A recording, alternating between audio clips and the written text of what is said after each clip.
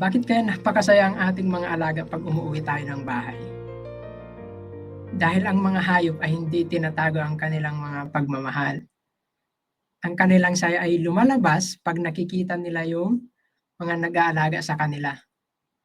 Ito ay isang magandang paalala sa atin sa isa pang mas matinding klase ng pag-ibig, ng katapatan at commitment na hinuhubog ang ating pakikisama lalo na sa buhay may asawa at buhay espiritual kasama ang Diyos. Napakasaya siguro pag ganito ka-excited ang mag-asawa galing sa maghapong pagtatrabaho.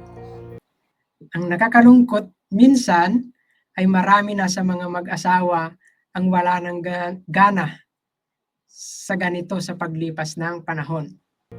Pero ano nga kaya kung gawin natin sa ating relasyon ang ganyang kasiglahan at katapatan gaya ng sa ating mga alaga? Sabi sa Adventist homepage 15, love is plant of heavenly growth, and it must be fostered and nourished.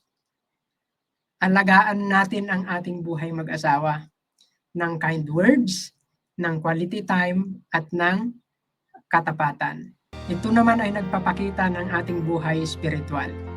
Kagaya ng ating mga alaga na hinihintay tayo sa ating pagdating, dapat naisin din natin ang presensya ng Diyos sa ating buhay araw-araw. Sabi sa Adventist Home, page 16, ang init ng totoong pagkakaibigan at pagmamahalan ay dapat nakikita sa tahanan dahil ipinapakita nito ang pag-ibig ni Kristo. Nais ni Kristo ang close relationship na kasama tayo. Atin ba siyang hinahanap araw-araw? Masaya ba tayo pag nadama natin ang kanyang pag-ibig? Kung kayo ay na-inspire sa video ito ay pwede niyong i-share sa iba na nangangailangan ng power of love para sa kanilang pagsasama bilang mag-asawa at sa kanilang buhay kasama ang Diyos.